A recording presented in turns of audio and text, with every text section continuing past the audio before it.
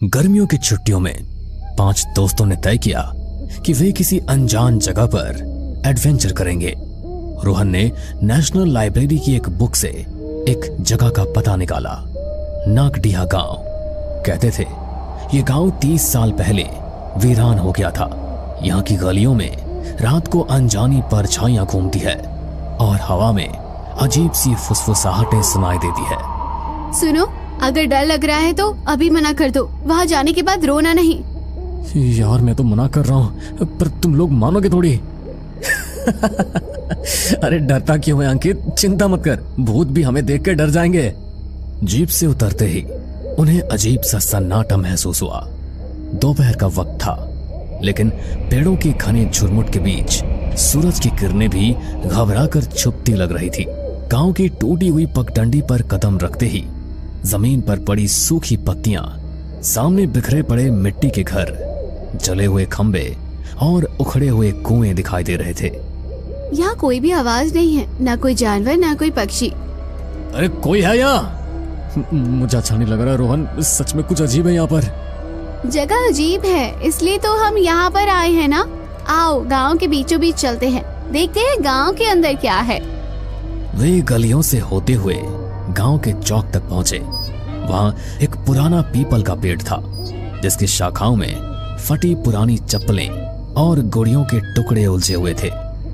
पेड़ के नीचे एक टूटा झूला हिल रहा था, जबकि हवा बिल्कुल थमी हुई थी। ये क्या, गुड़ियों के टुकड़े? लेकिन कोई किसी पेड़ पर गुड़ियों के टुकड़े क्यों लटकाएगा? कहते हैं ये गांव के आखिरी बच्चों की निशानी है। कविता के ऐसा कहते ही अचानक वहां पर वो टूटा हुआ झूला एक झटके में इतनी जोर से घूमने लगा जैसे कोई अदृश्य बच्चा उसमें झूल रहा हो।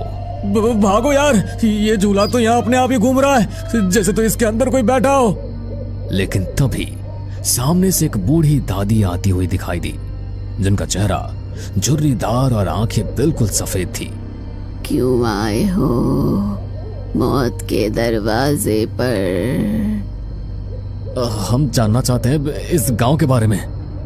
हर रात आत्माएं जागती हैं। यहाँ से भूले भटके लोग कभी वापस नहीं लौटते, और अगर लौट भी जाते हैं तो ये गांव वापस उन्हें यहाँ खींच कर ले आता है।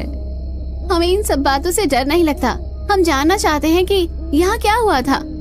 अगर जानना चाहते हो तो पुराने कुएं तक जाओ, लेकिन सावधान रहो, तुम्हारी परछाइयां भी तुम्हारा साथ छोड़ देगी। इतना कहकर दादी झाड़ियों की तरफ जाते हुए फिर अजीब ढंग से गायब हो गई। चारों ओर धुंध घिरने लगी, पेड़ झूमने लगे जैसे फुसफुसा कर कुछ कह रहे हो। पुराने जर्जर घरों के दरवाजे खुद ब खुद चरमराकर खुलने लगे। अब तो मजाक भी नहीं सूझ रहा यार, दादी की बात सुनकर और यहाँ की हालत देखकर तो मेरी भी हालत पतली हो रही है। चुप रहो, ध्यान लगाओ, ऐसा लग रहा है जैसे शायद कोई हमें देख रहा है। दूर कुएं की तरफ उन्हें एक धुंधली आकृति दिखी, झुकी हुई, चादर ओढ़े, लकड़ी की छड़ी पकड़े जैसे कोई साधु। ये तो कोई साधु बाबा लगते हैं। चलो उनके पास चलकर पूछते कि आखिर इस गांव के खाली होने के पीछे क्या कारण था और क्यों लोग इसे भूतिया समझते हैं। चलो। वे कांपते दिल के साथ धीरे धीरे कुएं की ओर बढ़ने लगे, जहां रात की पहली चीख उनका इंतजार कर रही थी। धुंध गाढ़ी होती जा रही थी, उन लोगों के कदम जैसे अपने आप भारी हो गए थे। हर ओर अजीब सी सिसकियों की आवाजें गूंज रही थी। कुएं के पास पहुंचते ही एक बदबूदार हवा का झोंका आया, जैसे कोई सड़ी हुई चीज वहां पड़ी हो। ये बदबू कैसी है यार? चुप रहो और उन साधु के पास चलो। कुएं के पास वो साधु अब भी खड़ा था, लेकिन उसका चेहरा धुंध में साफ नजर नहीं आ रहा था। धीरे धीरे जब वे पास पहुंचे तो साधु ने बिना पलटे गहरी आवाज में कहा, किसे अपनी आत्मा गंवानी है? सभी सिहर उठे। कविता ने डरते हुए कुएं के भीतर झांका। यहाँ कोई है। तभी अचानक कुएं से एक सफेद हाथ बाहर निकला, हड्डियों जैसा पतला, गंदे नाखूनों वाला। रवि जोर से चिल्लाया, लेकिन उनके कदम जैसे जम गए थे। साधु ने अपनी छड़ी जमीन पर मारी और पूरा गांव कांपने लगा। घरों की टूटी खिड़कियां जोर से पटपटाने लगी। सूखे पेड़ों से झुलसी हुई परछाइयां निकलकर चारों ओर मंडराने लगी। ये परछाइयां हमें घेर रही है। ये परछाइयां नहीं, ये तो आत्माएं हैं। बच्चे अब कोई रास्ता नहीं, नागडिहा का श्राप तुम्हें भी निगल लेगा। एकदम से गांव के पुराने घड़ियाल की आवाज गूंजी, डोंग डोंग डोंग। हर डोंग के साथ एक नई परछाई प्रकट होती, बच्चों की कराहती आवाजें गूंजती और सूखे कुएं से चिल्लाहटें आती। हमें कुछ करना होगा, भागो, वरना यहाँ से जिंदा लौटकर वापस घर नहीं जाएंगे। दादी ने कहा था आत्माएं परछाइयों से बंधी है, अगर हम अपनी परछाई बचा लें तो शायद हम बच सकते हैं। वे एक साथ दौड़ने लगे, लेकिन जैसे जैसे भागते उनके अपने साए उनसे अलग होकर पीछे छूटने लगे। रवि ने पीछे मुड़कर देखा, उसका साया अब अकेला चल रहा था। अरे मेरा साया, वो अलग हो गया, मेरी परछाई मेरे साथ नहीं है। तभी अचानक किसी ने रवि का हाथ पकड़ लिया, लेकिन वो कोई इंसान नहीं था। सफेद आंखों वाला बच्चा सड़े हुए चेहरे के साथ उसे खींचने लगा। देखो, रवि को छोड़ दो। नीलम जल्दी कुछ करो, तुम्हारे पास माचिस है ना? माचिस निकालो, आत्माएं आग से डरती है। नीलम ने अपने बैग से माचिस निकाली। आग की लपटें उठी और परछाइयां थोड़ी पीछे हटने लगी। भूत आग से डरते हैं, जलाओ सब कुछ। सभी ने पास की सूखी झाड़ियों में आग लगा दी। धुआं चारों तरफ फैलने लगा। परछाइयां चीखते हुए पीछे हटने लगी। रवि भी छूट गया, लेकिन वो बेहोश हो चुका था।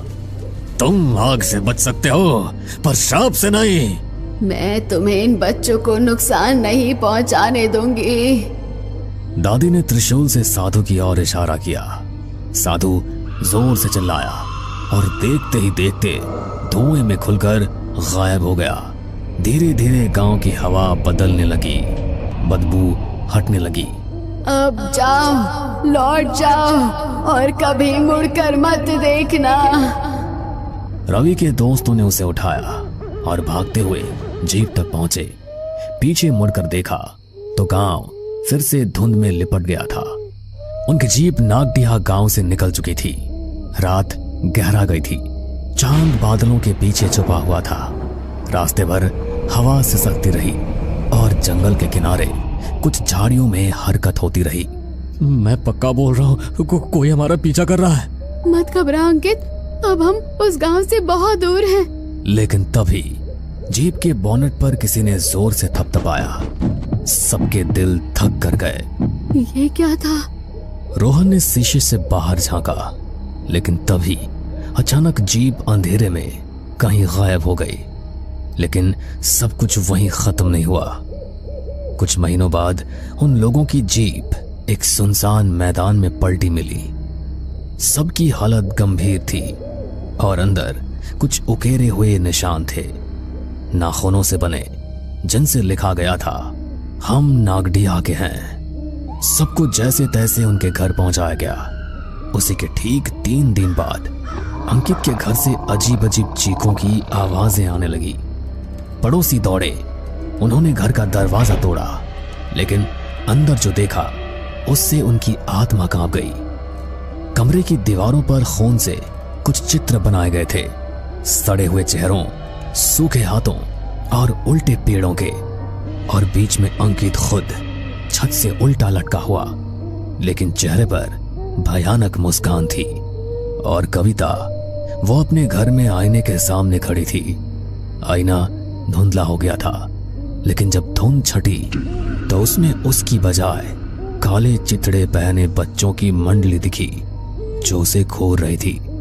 एक बच्चा फुसफुसाया, अब तुम भी हमारे साथ खेलोगी।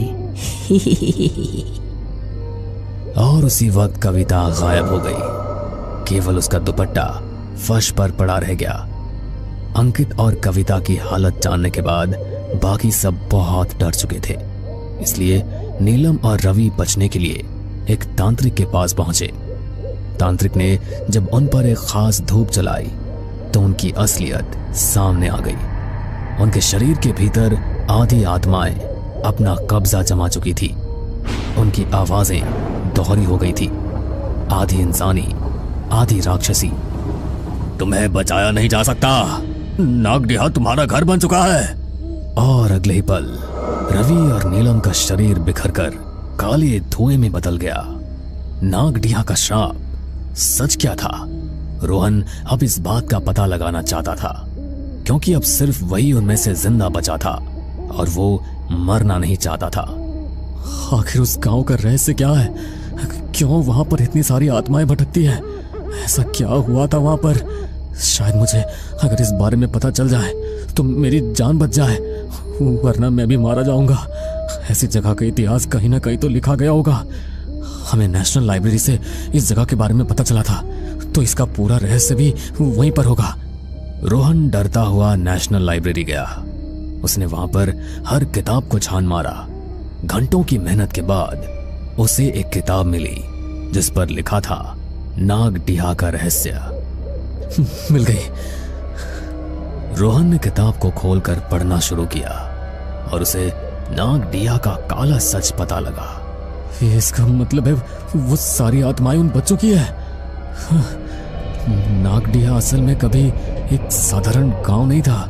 वो काले जादू और तंत्र मंत्र का गढ़ था, जहां निर्दोष बच्चों की बलि दी जाती थी। इसलिए उनकी आत्माएं आज भी वहां भटकती है, और वहां पर जिस इंसान ने एक बार कदम रख दिया, वहां की आत्माएं कभी उसका पीछा नहीं छोड़ती। अगर कोई वहां से जिंदा बचकर लौट भी आए तो भी कुछ समय बाद वो आत्माएं किसी न किसी तरह से उसे अपने साथ लेकर चली जाती है। और अगली बारी तुम्हारी है। क्या? किताब की आखिरी लाइन पढ़कर रोहन की आत्मा कांप उठी। तभी उसे अपने पीछे से किसी बच्चे के हंसने की आवाज आई। हमारी आत्मा कभी मुक्त नहीं हुई, और तुम हमारे पास आए थे तो मैं तुम्हें वापस लेने के लिए आया हूँ। अब तुम भी हमेशा हमारे साथ नागडिहा में ही रहोगे। रोहन ने डरते हुए पीछे मुड़कर देखा तो बच्चे की भयानक आत्मा उसके सामने खड़ी थी। लेकिन देखते ही देखते वो बच्चा उसकी आंखों के सामने से कहीं गायब हो गया। रोहन थोड़ा निश्चिंत हुआ कि बच्चे की आत्मा वहां से चली गई है, लेकिन तभी उस किताब के अंदर से किसी ने हाथ बढ़ाया और उसे किताब के अंदर खींच लिया। वो पांचों दोस्त भी अब उन बच्चों की आत्माओं के साथ उसी भूतिया गांव का हिस्सा बन गए हैं। और आज भी अगर कोई एक बार भी नागडिहा की जमीन पर कदम रख देता है तो वहां की आत्माएं कैसे ना कैसे उसे अपने साथ ले ही जाती है। तो हेलो गाइस, मैं हूं आपका दोस्त और होस्ट चेतन। तो आज एक बार फिर स्वागत है आप सभी का हमारे एक और नए हॉरर पॉडकास्ट में। और आज हमारे साथ मौजूद है मशहूर पैरानॉर्मल इन्वेस्टिगेटर मिस्टर मेहुल, जिन्होंने बहुत से इंटरनेशनल हॉरर लोकेशंस को भी कवर किया है। तो मेहुल, हमारे दर्शकों के साथ जरा अपने कुछ हॉन्टेड एक्सपीरियंस शेयर कीजिए, जिसको सुनकर दर्शकों के साथ साथ हम सबके भी रोंगटे खड़े हो जाए। बिल्कुल चेतन, मैं आपके साथ अपना कल रात का ये हॉन्टेड एक्सपीरियंस शेयर करता हूँ, जो मेरी पूरी जिंदगी का सबसे ज्यादा दिल दहला देने वाला एक्सपीरियंस रहा है। तो फिर शुरू करते हैं इस पॉडकास्ट को।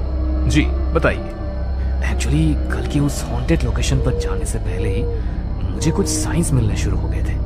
माँ ने भगवान की आरती की तो पूजा की थाली माँ के हाथ से छूटकर नीचे गिर गई। मंदिर में भगवान के सामने जल रहा दिया भी अचानक से बुझ गया। माँ तो पहले ही मेरे इस काम से बहुत डरी हुई रहती है, और जब ये हुआ तो माँ और ज्यादा घबरा गई। बेटा, आज तू कहीं मत जा। भगवान भी बार बार यह आदेश देकर तुझे वहाँ जाने से रोकना चाह रहे हैं। मेरा मन बहुत बेचैन हो रहा है।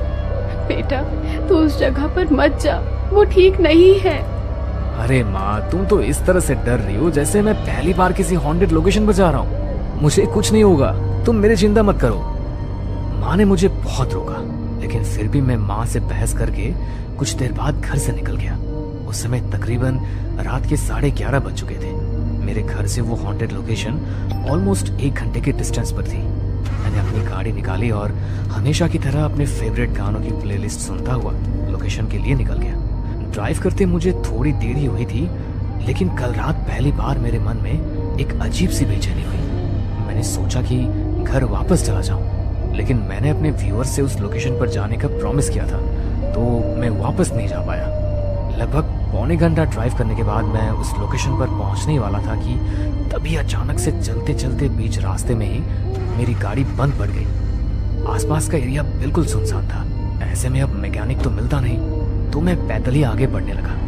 मैं फोन में लोकेशन के अकॉर्डिंग आगे बढ़ रहा था कि न जाने क्यों अचानक मेरा फोन हैंग होने लगा। अरे यार, अब मैं लोकेशन पर कैसे पहुंचूंगा?